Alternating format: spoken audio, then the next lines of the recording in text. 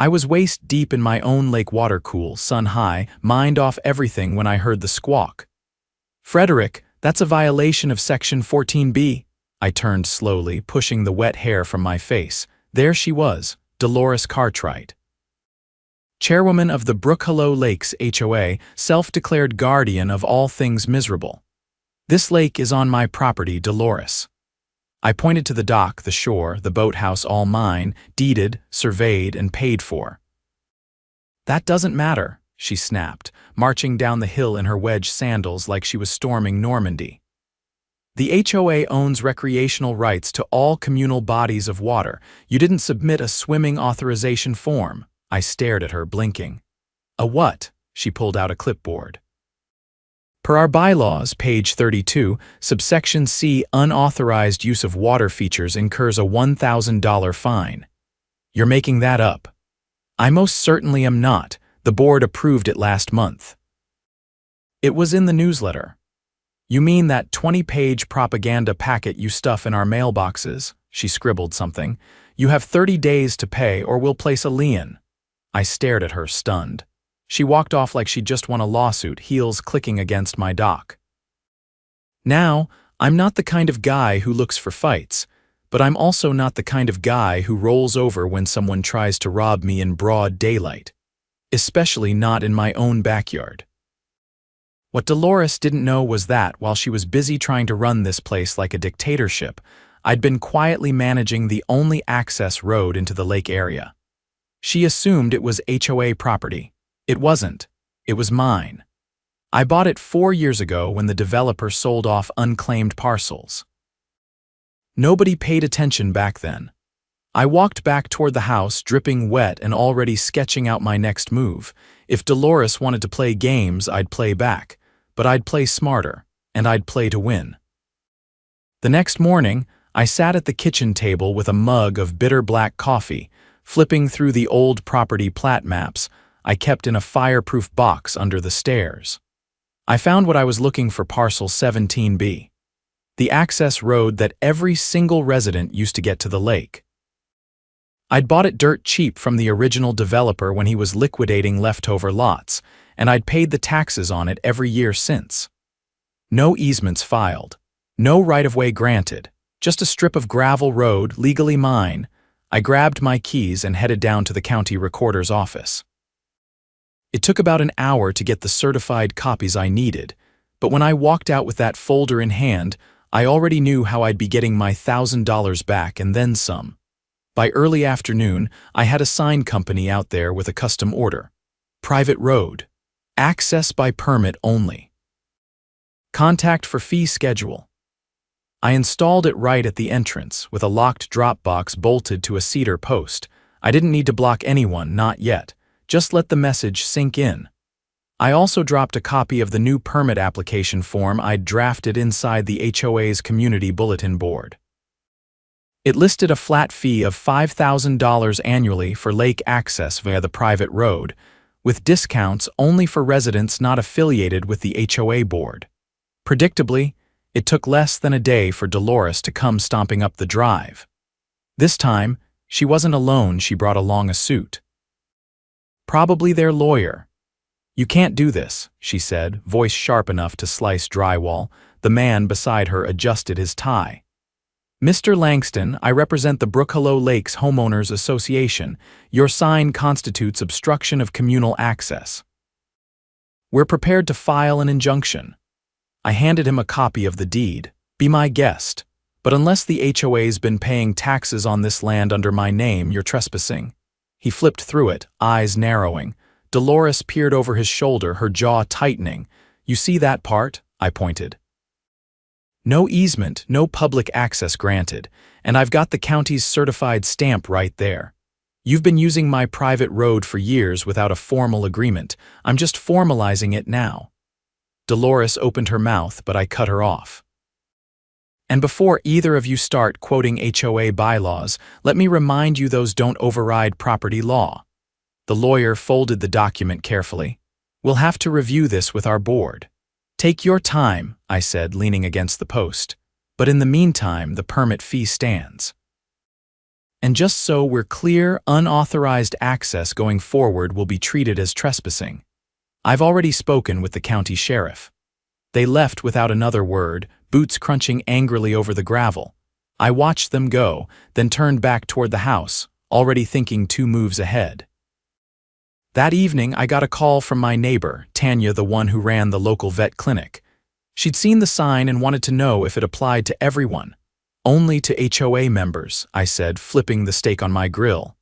You're not on the board, right? God, no, she said. Dolores tried to fine me last year for keeping my garden hose in view. I told her to shove it.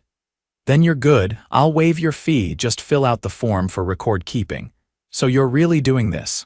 Oh, I'm just getting started, word spread fast. By the weekend, half the neighborhood had called or dropped by to ask about the new permit system. Most of them were on my side, sick of the arbitrary fines, the surveillance drones, and the endless parade of newsletters that read like ultimatums. I waived the fee for anyone who signed a statement disavowing the HOA's recent bylaw revisions. I even printed out a few copies of the property map and highlighted the access road to make things clearer. By Monday, Dolores had called an emergency HOA meeting. I wasn't invited, of course, but Tanya had a habit of recording those meetings for note-taking purposes, and she sent me the audio file. Listening to it while power washing my dock was better than any podcast. They were panicking. Turns out their entire lakefront budget depended on unrestricted access dock maintenance, fishing permits, even the seasonal paddle boat rentals.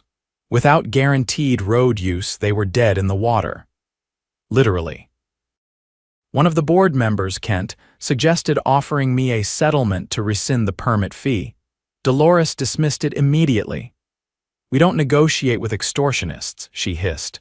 That night, I filed a formal complaint with the county code enforcement office. Not against the HOA, but against Dolores personally. I dug up something interesting in the minutes from the last few board meetings. Turns out, she'd authorized the installation of security cameras pointing at residents' backyards without their consent. That's a violation of state-level privacy laws. I attached screenshots of the footage 2 neighbors had forwarded me and included a detailed timeline. 2 days later, a code enforcement officer showed up at her door. I didn't have to be there, I saw the whole thing from my front window. Clipboard in hand, he spent nearly 45 minutes walking the property line with her, pointing at mounted cameras and jotting notes. By the time he left, she was red-faced and practically vibrating. Then came the kicker. The HOA's lawyer sent me a cease and desist letter, accusing me of interference with community resources. I forwarded it to my own attorney, a guy named Marcus I'd known since college who specialized in real estate litigation. He laughed for a solid 30 seconds after reading it. "They've got nothing," he said. "In fact, this might be a good time to countersue." "For what?" "Unlawful fine collection, abuse of regulatory power. Possibly defamation, depending on what they've been telling people about you." I told him to draft a letter offering to settle. I dropped the permit fee entirely if they formally rescinded my swimming fine and issued a public apology in the next newsletter. They refused, so I filed the lawsuit. It made the local paper within the week. Homeowner sues HOA over lake access dispute. I didn't even have to talk to a journalist, the court documents were public record. But once the article got shared on the town Facebook page, it was like lighting a match in a fireworks factory. Dozens of residents began combing their own fines and violation notices. Tanya organized a community meeting in her backyard, no HOA presence allowed. People brought documents, photos, emails. One guy, a retired accountant named Ron, had a spreadsheet tracking every fine issued in the last 5 years. Patterns emerged targeting certain homeowners, suspicious timing around board elections, inflated fees with no justification. That was when people really started to turn, and Dolores. She wasn't ready for all of it to come crashing down. The morning air had a different feel to it, charged, like just before a thunderstorm. I stood by my bay window, sipping coffee and watching as a black SUV with tinted windows rolled slowly past my house. It was the third time in 2 days. Not a neighbor, not someone lost. No plates I recognized either. That afternoon, Tanya knocked on my door with a file folder in hand and a look that said she hadn't come for small talk. "I just got these from a friend at the county clerk's office," she said, stepping inside. "You need to see this." She laid out a series of documents on the kitchen counter: financial disclosures, land use submissions, and a permit request filed by the HOA 6 months ago. One in particular caught my eye: a special zoning variance application for a community clubhouse and recreation center on land that didn't belong to them. I leaned closer. "Is that my shoreline?" She nodded. "Your plot number is listed as part of the development footprint." They labeled it as pending HOA annexation. The word annexation sent a jolt through my spine. They had filed paperwork suggesting they owned part of my land without informing me, without even attempting to purchase it. "They attached a forged consent letter," Tanya added, flipping to the last page. "Looks like it's supposed to be your signature." It wasn't just a bold move, it was a felony. I made 4 phone calls that night. The first was to Marcus, who told me to scan and send everything immediately. The second was to the county zoning board to request a hearing. The third was to a private forensic document examiner. And the last was to a detective I knew through the local Veterans Association, Detective Clarion, a guy with a nose for corruption and zero tolerance for bureaucratic games. By the following week, Clarion had launched a preliminary investigation. He showed up at my house in plain clothes with a recorder and a folder of his own. "You're not the first person to raise concerns," he said, flipping through notes. "We've had 2 anonymous tips about financial irregularities connected to Brookhollow Lakes. One involved sudden spikes in HOA dues with no explanation. The other mentioned unapproved surveillance devices." I handed him a fresh copy of the zoning application and pointed out the forged signature. "This is fraud," he said flatly. "And if they submitted this to a government office, that bumps it up to a criminal offense." Over the next few days, Clarion interviewed at least a dozen residents. Meanwhile, Marcus filed a motion to subpoena the HOA's internal communications. The court granted it. Within 72 hours, we had access to email threads that read like something out of a low-budget conspiracy thriller. Dolores had been instructing board members to push through bylaws without public notice, suppress dissenting votes, and coordinate with a third-party contractor for the clubhouse build, one who happened to be her nephew.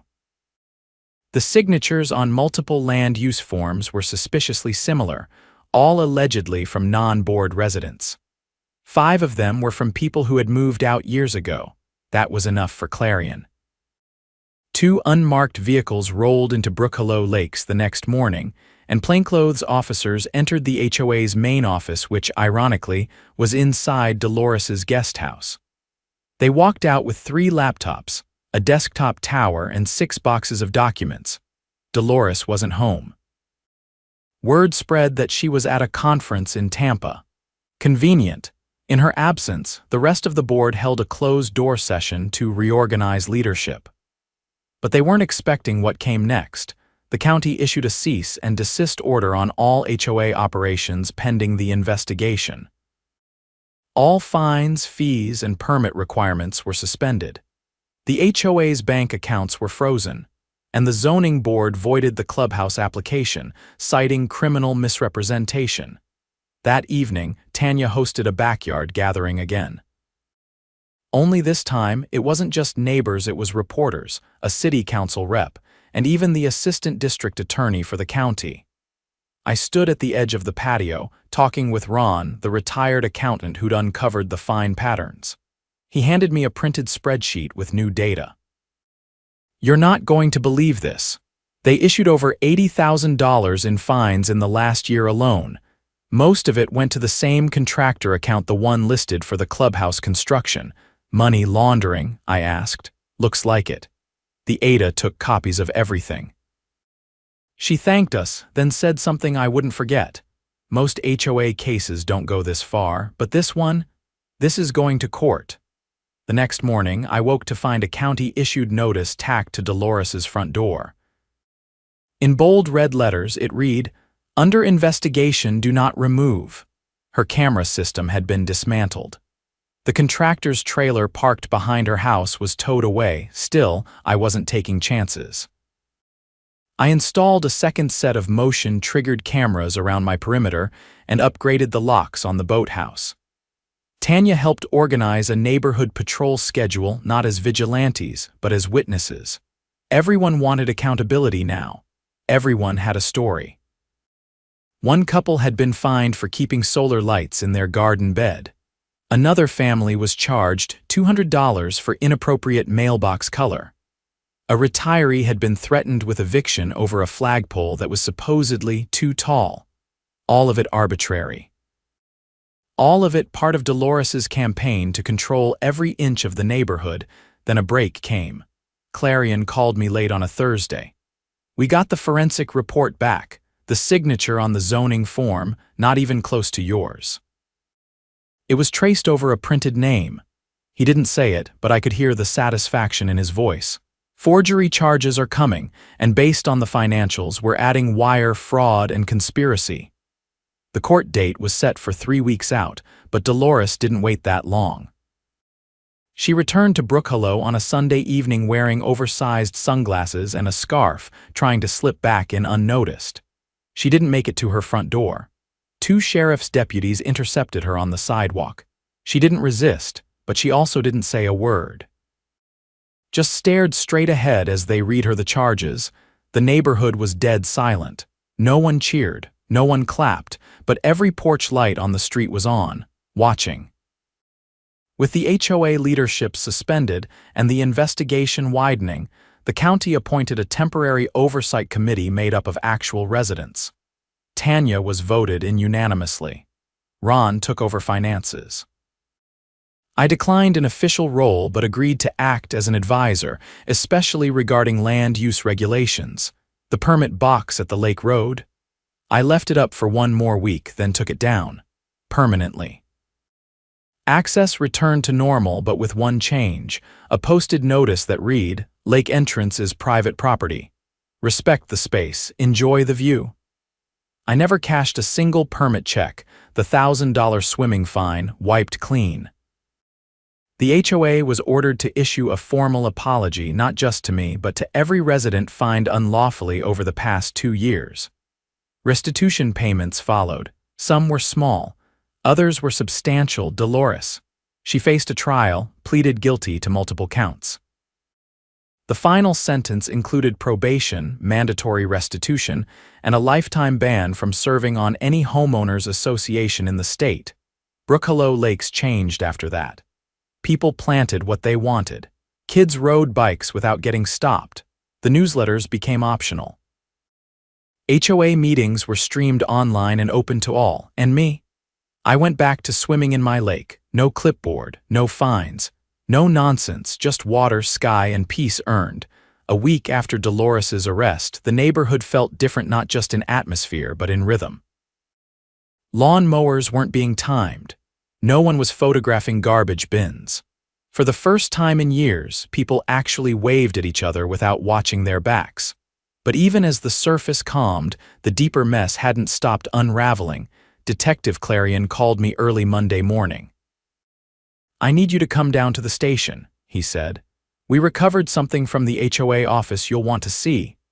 When I arrived, he led me past rows of desks and into a small evidence room. On the table sat a tower computer, the same one they'd taken from Dolores's home office.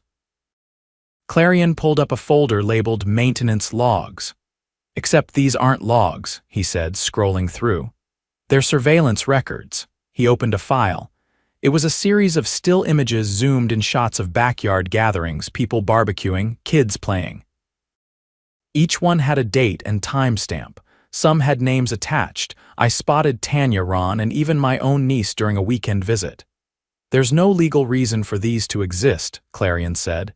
"They weren't used for code enforcement or security. They were cataloging residents. I clenched my jaw.